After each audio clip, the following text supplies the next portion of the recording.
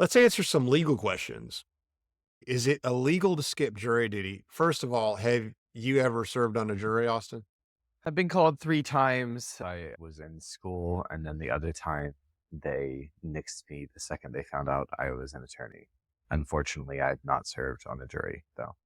The way it works in Texas and most places all over the country is you just get something regular mail. That's the summons. The government doesn't want to pay certified mail. The government doesn't want to subpoena hundreds and hundreds of jurors. And the government sort of hopes that enough people are willing to comply with their civic duty to come in and serve as a juror. So here's the short answer. It is illegal in a sense. You can be held in contempt of court and you can be subject to $100 to $500 of fines. And being held in contempt, the judge can then choose to put you in jail Right. between 3 days and 6 months. Yeah, very fun. And that 6 months is not subject to review by a higher court. They can put you in jail for 6 months without having that reviewed by a higher court. Just sorry, I'm going to go off a little bit on the discretion of judges with contempt, but I had actually had not known that. You taught me something today that the jail time on, now it's very rare. We need to point out sure. to the listeners that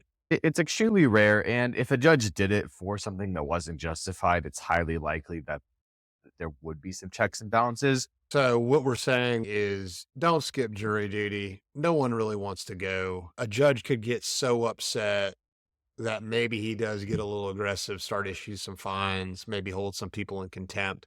Let's talk about recording people in Texas. Mm, Texas is known as a one party consent state. So if you're out in a public place, mm. just walking around and you're recorded by a camera or you're in a building and you get recorded by a security camera, that's okay because there's no expectation of privacy. Now, the perverts that go to jail all the time for sticking cameras in bathrooms, there's an expectation of privacy. But what mostly happens, especially since the advent of smartphones, is some layperson thinks they're really smart and tricky and they're going to record conversations. They have their smartphone on and they hit the record button and they record your whole conversation thinking they're somehow going to get somebody. And the question is that legal? And Texas being a one-party consent state, the answer is yes.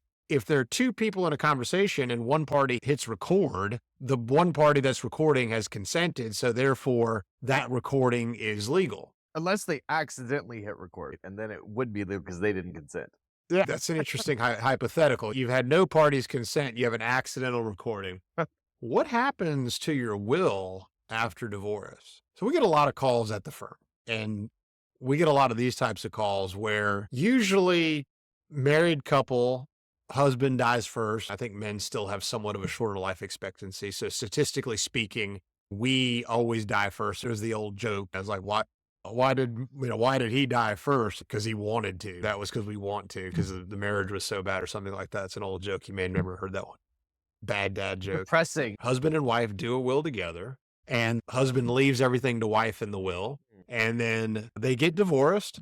Husband forgets to update the will. And the ex-wife calls up and says, my ex-husband that I was married to 10 years ago just died. And I still have his will that says I get everything. He never did a new will. The state of Texas says if your husband did a will or if a spouse does a will and you get divorced, automatically the law assumes that spouse is struck from the will. If you're going to just people are going through a divorce, usually they're not thinking about things like updating their will sometimes, but usually they're not. They're not usually all there in their headspace. And so to have this sort of provision to protect against that in case that's not who you'd want it to go to, I think it's good. Yeah, I agree. I agree with the law. We have to tell a lot of ex-widows, we're sorry, after the divorce, the state of Texas takes you out of the will automatically, even though he never did a new will. Did I ever tell you that story? My father-in-law is an otolaryngologist, the ear, nose, and throat doctor. Uh-huh. He had a husband and wife come in his office to see him for some kind of routine thing with an ear infection, something. And the guy has a heart attack in the waiting room. And then the nurse comes out, Dr. Smith, somebody has had a heart attack in the waiting room. Come help. So my father-in-law runs out to the waiting room and the guy's on the floor. And my father-in-law immediately goes into resuscitation mode, remembering CPR and being a good doctor. And the wife is standing over him and starts saying, Oh, Dr. Smith, he's always told me he doesn't want to be resuscitated. And my father-in-law, man, it's way too early for that.